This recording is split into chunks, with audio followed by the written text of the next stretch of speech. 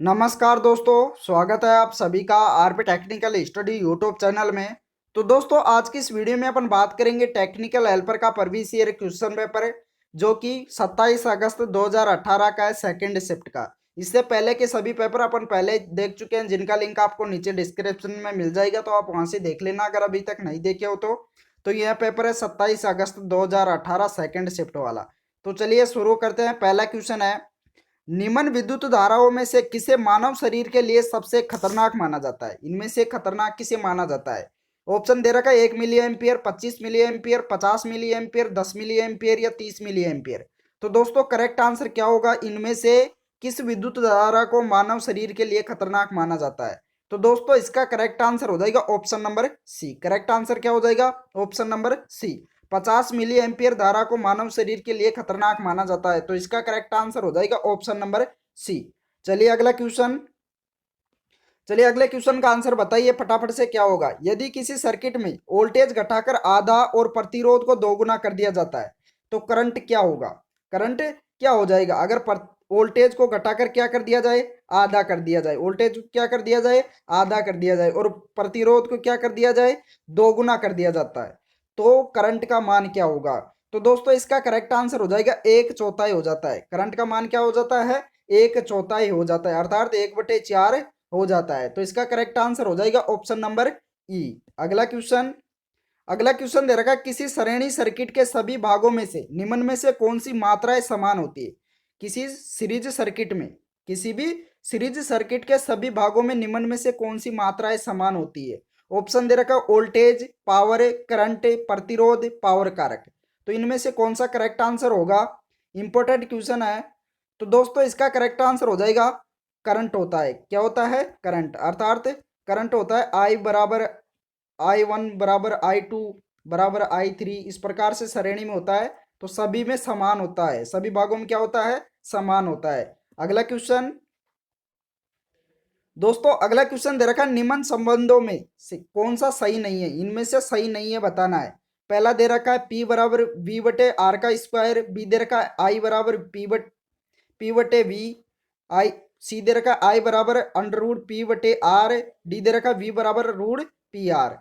तो correct answer क्या होगा? ये दे रखा है इनमें से कोई नहीं। तो इनमें से कौन सा ऑप्शन राइट आंसर होगा?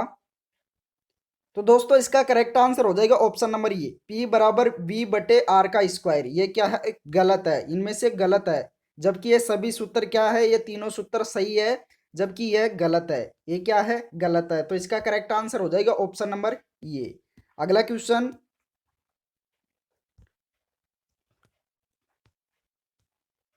दोस्तों, अगला क्वेश्चन दे रखा, जब किसी हीटर का प्रतिरोध एलिमेंट फ्यूज हो जाए, हम इसका एक भाग निकालते हैं और इसे पुनः उसी आपूर्ति के साथ कनेक्ट कर देते हैं।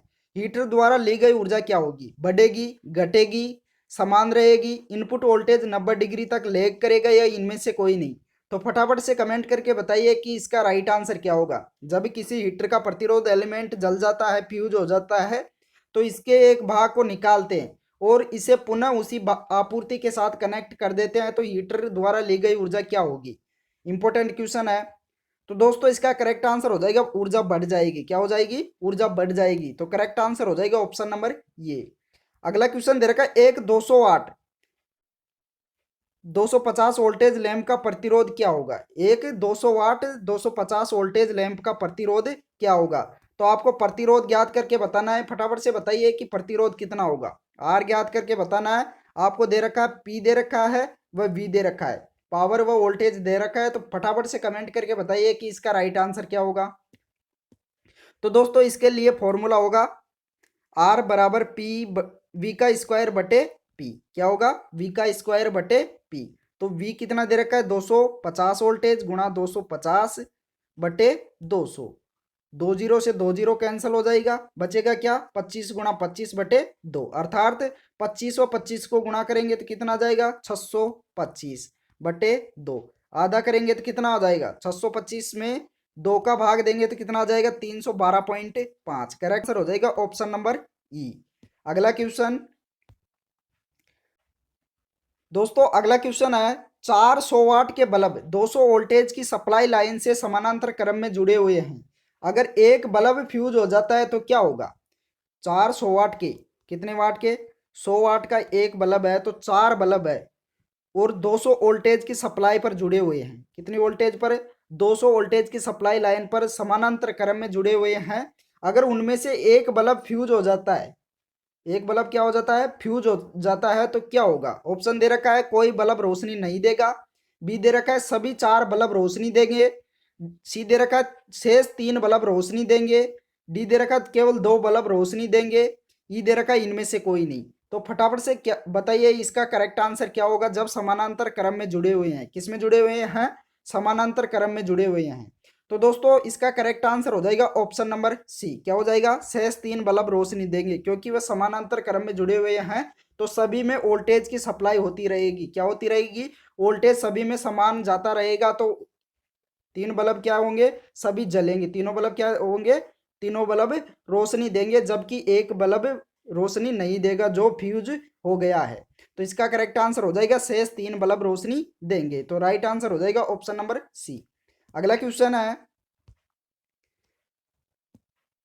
किस प्रकार के वोल्टेज या करंट के को चित्र में दिया गया है? यह चित्र किसका है? इस प्रकार से। तो दोस्तों यह होता है वोल्टेज या आई किसका होता है? ये एसी का होता है। जबकि डीसी का कैसे होता है? डीसी का इस प्रकार से होता है। तो ये किसका दे रखा है? एसी का। तो इसका करेक्ट आंसर हो जाएगा ऑप्शन नंबर ये। अगला क्वेश्चन, दोस्तों अगला क्वेश्चन है, किसी अल्टरनेटिंग मात्रा की आवृत्ति कैसे होती है? कैसी होती है? ऑप्शन ए दे रखा है गति जिससे अल्टरनेटर चलता है, बी दे रखा है प्रति सेकंड दिशा परिवर्तनों की संख्या, सी दे रखा है प्रति सेकंड पूर्ण किए गए चक्रों की संख्या, डी दे रखा है प्रति मिनट पूर्ण किए गए चक्रों की संख्या, ई दे रखा है लोड के साथ फेज में। तो किसी अल्टरनेटर मात्रा की, अल्टरनेटिंग मात्रा की आवृत्ति कैसी होती है? इंपॉर्टेंट क्वेश्चन है। तो दोस्तों इसका करेक्ट आंसर क्या होगा? फटाफट से कमेंट करके बताइए। तो इसका राइट आंसर हो जाएगा प्रति सेकंड पूर्ण किए गए चक्रों की संख्या ही आवृत्ति होती है। क्या होती है? फ्रीक्वेंसी क्या होती है? प्रति सेकंड पूर्ण किए गए चक्रों की संख्या क्या कहलाती है? फ्रीक्वेंसी कहलाती है, जिसे आवृत्ति भी कहते हैं। तो इसका करेक्ट आंसर हो जाएगा ऑप्शन नंबर सी। अगला क्वेश्चन है, यदि किसी अल्टरनेटिंग मात्रा का समय काल 0.02 सेकंड है तो इसकी आवृत्ति क्या होगी? फ्रीक्वेंसी ज्ञात करनी है। तो फ्रीक्वेंसी ज्ञात करके बताइए इसका राइट आंसर है क्या होगा? तो दोस्तों फ्रीक्वेंसी ज्ञात करने का सूत्र क्या होगा? एफ बराबर 1/समय काल अर्थात टाइमिक पीरियड। तो ये कितना है? 0.02। कितना होगा? 0.02। तो जब इसको हल करेंगे तो 2 पॉइंट छोड़ के तो ऊपर क्या हो जाएगा? 2 जीरो लग जाएगा, नीचे क्या बचेगा? 2। तो यहाँ से 2 ये शून्य पॉइंट हट जाएगा तो इसमें भाग देंगे तो कितना हो जाएगा? 50 हर्ट्ज। करेक्ट आंसर क्या हो जाएगा? 50 हर्ट्ज। राइट आंसर हो जाएगा ऑप्शन नंबर बी। अगला क्वेश्चन, किसी डीसी मशीन के एक आर्मेचर में करंट प्रवाह की प्रकृति क्या है? किसी भी डीसी मशीन के एक आर्मेचर में करंट प्रवाह की प्रकृति क्या है? आरादंती, पल्सेटिंग, डीसी, ट्रेपजॉइडल या एसी? तो करेक्ट आंसर क्या होगा? इंपॉर्टेंट क्वेश्चन है, जल्दी बताइए क्या होगा इसका करेक्ट आंसर। तो दोस्तों इसका करेक्ट आंसर हो जाएगा एसी होती है। कौन सी होती है? Alternating current. तो राइट आंसर हो जाएगा ऑप्शन नंबर ई। अगला क्वेश्चन, फटाफट से बताइए क्या होगा इसका करेक्ट आंसर है। किसी डीसी जनरेटर के आर्मेचर वाइंडिंग में एक ईएमएफ प्रवाहित किया जाता है जब यह खालिस्तान में घूमता है। ऑप्शन ए दे रखा विद्युत चुंबकीय फ्लक्स, बी दे रखा इलेक्ट्रोस्टैटिक क्षेत्र, सी दे रखा चुंबकीय क्षेत्र, डी दे रखा अल्टरनेटिंग चुंबकीय क्षेत्र, ई दे रखा सिंक्रोनस गति। तो फटाफट से बताइए क्या होगा इसका करेक्ट आंसर। तो दोस्तों इसका करेक्ट आंसर हो जाएगा ऑप्शन नंबर सी, चुंबकीय क्षेत्र। करेक्ट आंसर हो जाएगा ऑप्शन नंबर सी। किसी डीसी जनरेटर के आर्मेचर वाइंडिंग में एक ईएमएफ प्रवाहित किया जाता है जब यह चुंबकीय क्षेत्र में घूमता है। किस में घूमता है? चुंबकीय क्षेत्र में। अगला क्वेश्चन है, किसी डीसी जनरेटर में उत्पन्न ईएमएफ खालिस्तान से प्रेरित ईएमएफ होता है। ऑप्शन ए दे रखा स्थिर रूप, बी दे रखा गतिमान रूप, सी दे रखा चुंबकीय रूप, डी दे रखा इलेक्ट्रोस्टैटिक रूप, ई दे रखा विद्युत चुंबकीय रूप। तो करेक्ट आंसर क्या होगा? इंपॉर्टेंट क्वेश्चन है, इसका राइट आंसर हो जाएगा गतिमान रूप। किसी डीसी जनरेटर में उत्पन्न ईएमएफ गतिमान रूप से प्रेरित ईएमएफ होता है। तो करेक्ट आंसर हो जाएगा ऑप्शन नंबर बी। अगला क्वेश्चन, दोस्तों अगला क्वेश्चन दे रखा है, अधिकांश डीसी मशीनों में वेंटिलेशन डक्ट्स होती है, रेडियल, लंबवत, रेडियल एवं साथ ही साथ लंबवत, डी दे रखा समानांतर, ई दे रखा इनमें से कोई नहीं। तो अधिकांश डीसी मशीनों में वेंटिलेशन डक्ट्स किस प्रकार होती है, इंपॉर्टेंट क्वेश्चन है। तो इसका राइट आंसर हो जाएगा रेडियल एवं साथ ही साथ लंबवत। कैसी होती है, रेडियल एवं साथ ही साथ लंबवत। तो करेक्ट आंसर हो जाएगा ऑप्शन नंबर सी। अगला क्वेश्चन है, किसी डीसी मशीन का घूमने वाला भाग क्या कहलाता है, रोटर, क्षेत्र, आर्मेचर, स्टेटर या कम्यूटेटर। तो डीसी मशीन में घूमने वाला भाग क्या कहलाता है, बहुत ही इंपॉर्टेंट क्वेश्चन है, जल्दी बताइए इसका राइट आंसर क्या होगा। तो दोस्तों इसका करेक्ट आंसर हो जाएगा आर्मेचर कहलाता है। डीसी मशीन में घूमने वाला भाग क्या कहलाता है, आर्मेचर। अगला क्वेश्चन दोस्तों, अगला क्वेश्चन है, किसी डीसी मशीन में रोटर सापट से खालिस्तान होता है, बोल्ट किया, की किया, वेल्ड किया, सोल्डर किया या इनमें से कोई नहीं। तो करेक्ट आंसर क्या होगा, सॉफ्ट से किस प्रकार से जुड़ा हुआ होता है, इंपॉर्टेंट क्वेश्चन है। तो दोस्तों इसका करेक्ट आंसर हो जाएगा की किया हुआ होता है। करेक्ट आंसर क्या हो जाएगा, ऑप्शन नंबर बी। अगला क्वेश्चन, किसी डीसी जनरेटर में आर्मेचर से करंट खालिस्तान के जरिए प्राप्त होता है। ऑप्शन ए दे रखा वाइंडिंग्स, बी दे रखा स्लिप रिंग्स और बर्सेज, सी दे रखा है स्थिर कनेक्शनों, डी दे रखा है हेलिकल स्प्रिंग्स, ई दे रखा है कम्यूटेटर और बर्सेज। तो करेक्ट आंसर क्या होगा, किसी डीसी जनरेटर में आर्मेचर से करंट खालिस्तान के जरिए प्राप्त होता है। बहुत ही महत्वपूर्ण क्वेश्चन है, जल्दी बताइए इसका राइट आंसर क्या होगा। तो दोस्तों इसका करेक्ट आंसर हो जाएगा कम्यूटेटर और ब्रशेस के जरिए प्राप्त होता है। किसके जरिए होता है, ब्रश व कम्यूटेटर के जरिए। तो करेक्ट आंसर हो जाएगा ऑप्शन नंबर ई। अगला क्वेश्चन, अगला क्वेश्चन दे रखा है, वेल्डिंग जनरेटर में क्या होगा, लैप वाइंडिंग, वेव वाइंडिंग, या तो ए या बी, वे कनेक्टेड वाइंडिंग या इनमें से कोई नहीं। तो वेल्डिंग जनरेटर में क्या होता है, राइट आंसर हो जाएगा लैप वाइंडिंग होती है। वेल्डिंग जनरेटर में क्या होती है, लैप वाइंडिंग। तो करेक्ट आंसर हो जाएगा ऑप्शन नंबर ये। अगला क्वेश्चन है, डीसी श्रेणी क्रम मोटर के घूर्णन की दिशा को खालिस्तान टर्मिनलों को परस्पर बदलकर उलट किया जा सकता है।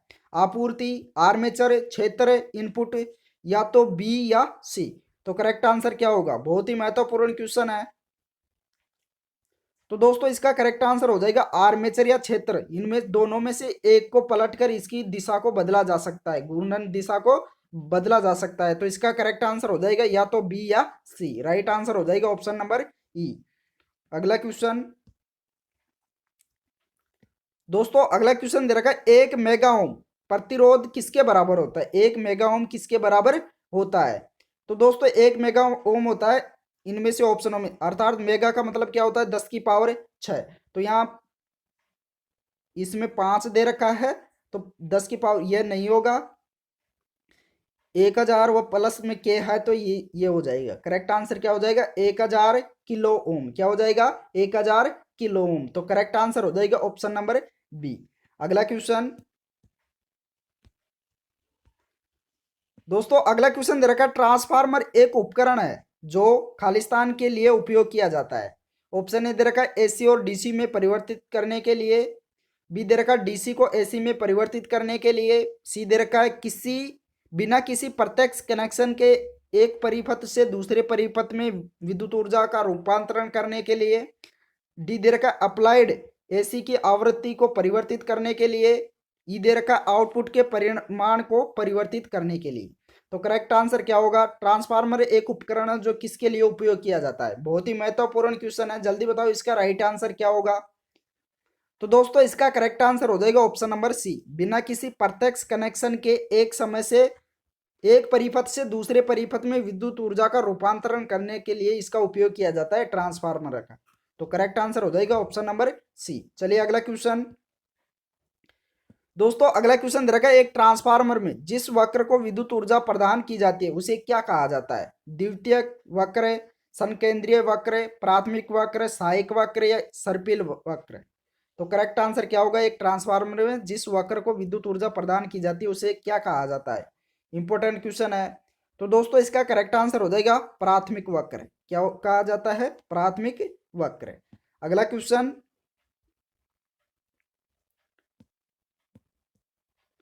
दोस्तों, अगला क्वेश्चन है, तीन फेज ट्रांसफार्मर में क्या शामिल होता है, तीन फेज ट्रांसफार्मर में क्या शामिल होता है। ऑप्शन ए दे रखा है, एक प्राथमिक और तीन द्वितीय वक्र, बी दे रखा 3 प्राथमिक और 3 द्वितीयक वक्र है। सी दे रखा 3 प्राथमिक और 1 द्वितीयक वक्र है।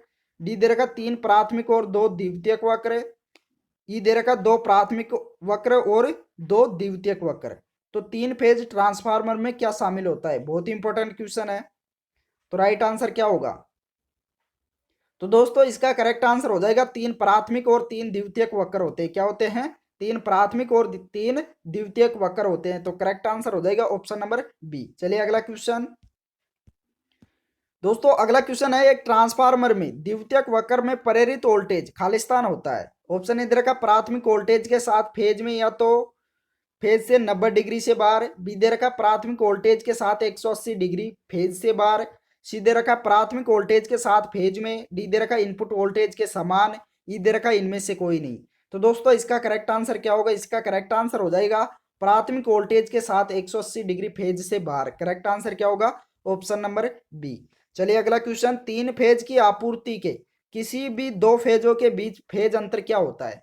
3 फेज की आपूर्ति के किसी भी 2 फेजों के बीच फेज का अंतर क्या होता है? ऑप्शन इधर का 60 डिग्री, 90 डिग्री, 120 डिग्री, 180 डिग्री या 270 डिग्री। तो दोस्तों इसका करेक्ट आंसर हो जाएगा 120 डिग्री। करेक्ट आंसर क्या हो जाएगा? Option number C. अगला क्वेश्चन।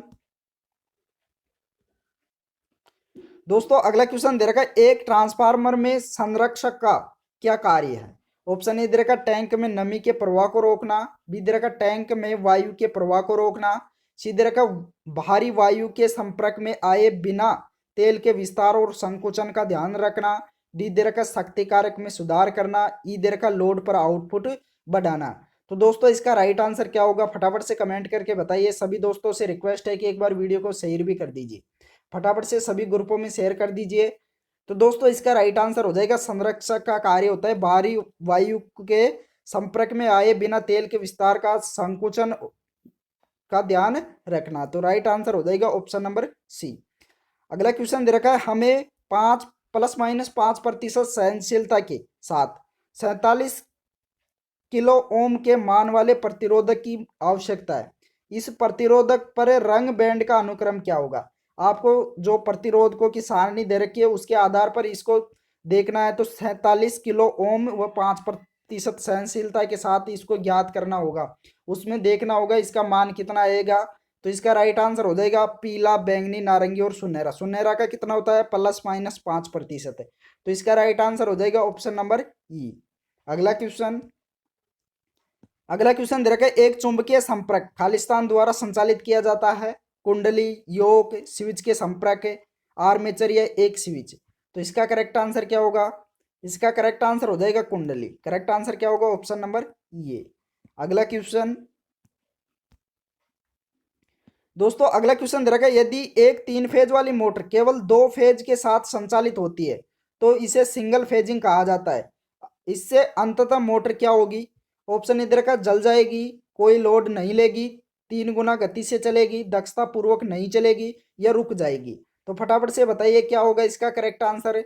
बहुत इंपॉर्टेंट क्वेश्चन है। तो दोस्तों इसका राइट आंसर हो जाएगा मोटर जल जाएगी। अगर यदि एक 3 फेज वाली मोटर केवल 2 फेज के साथ संचालित होती है तो इसे सिंगल फेजिंग कहते हैं और अंत में क्या हो जाएगी? मोटर जल जाएगी। तो करेक्ट आंसर हो जाएगा ऑप्शन नंबर ये। अगला क्वेश्चन। अगला क्वेश्चन है, यदि कुंडली का प्रतिरोध 15 ओम है, कुंडली की प्रतिबाधा 25 ओम है, तो अपरिवर्तनीय प्रतिक्रिया क्या होगी? एक्सेल ज्ञात करना है। एक्सेल ज्ञात करके बताना है कि इसका राइट आंसर कितना होगा, कितना ओम होगा।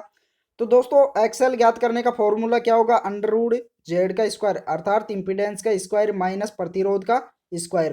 कौन सा फॉर्मूला होगा? जेड का स्क्वायर माइनस आर का स्क्वायर अंडर रूट में। तो दोस्तों चलिए ज्ञात करते हैं। एक्स एल बराबर जेड का मान कितना है? 25 ओम। तो 25 का स्क्वायर माइनस आर का मान कितना है? 15। तो 15 का स्क्वायर।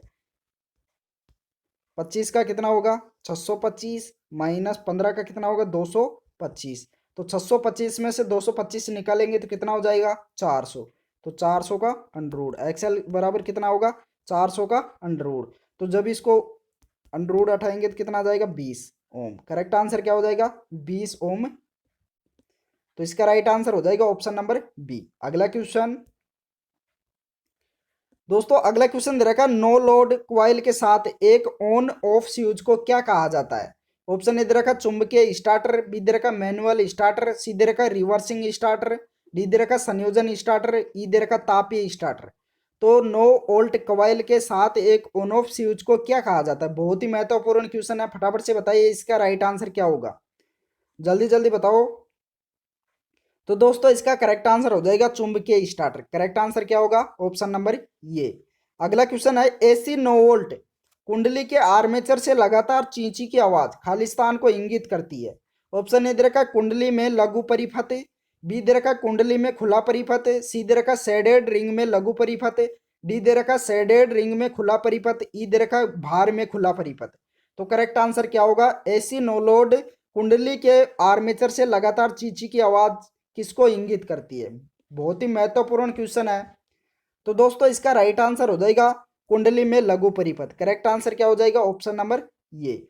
अगला क्वेश्चन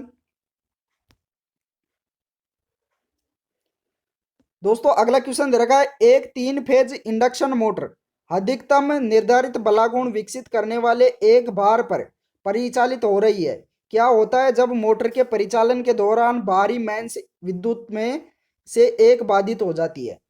ऑप्शन दे रखा है, मोटर तत्काल रूप से रुक जाती है, बी दे रखा है मोटर कुछ सेकंड के पश्चात रुकती है, सी दे रखा है मोटर परिचालित होती रहती है लेकिन अधिक विद्युत धारा खींचती है, डी दे रखा है मोटर परिचालित होती रहती है और खींची जा रही विद्युत धारा परिवर्तित नहीं होती है, ई दे रखा है मोटर तेजी से परिचालित होती है। तो फटाफट से कमेंट करके बताइए कि जब एक 3 फेज इंडक्शन मोटर अधिकतम निर्धारित बलागुण विकसित करने वाले एक भार पर परिचालित हो रही है, क्या होता है जब मोटर के परिचालन के दौरान उसके बाहरी मेंस विद्युत में से एक बाधित हो जाती है? तो इसका करेक्ट आंसर क्या होगा? फटाफट से कमेंट करके बताइए। तो दोस्तों इसका करेक्ट आंसर हो जाएगा मोटर परिचालित होती रहेगी, मोटर चलती रहेगी लेकिन अधिक विद्युत धारा खींचती है। क्या होती है? मोटर अधिक विद्युत धारा खींचती है। तो इसका करेक्ट आंसर हो जाएगा ऑप्शन नंबर सी।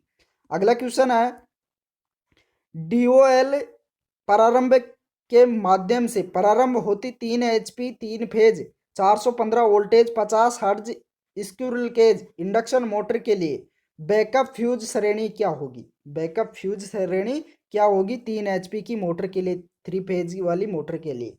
तो दोस्तों इसका करेक्ट आंसर आपको कमेंट बॉक्स में कमेंट करके बताना है। फटाफट से बताइए इसका राइट आंसर क्या होगा। तो दोस्तों इसके लिए होगा 16 एम्पियर का बैकअप फ्यूज। करेक्ट आंसर क्या होगा? Option number D. अगला क्वेश्चन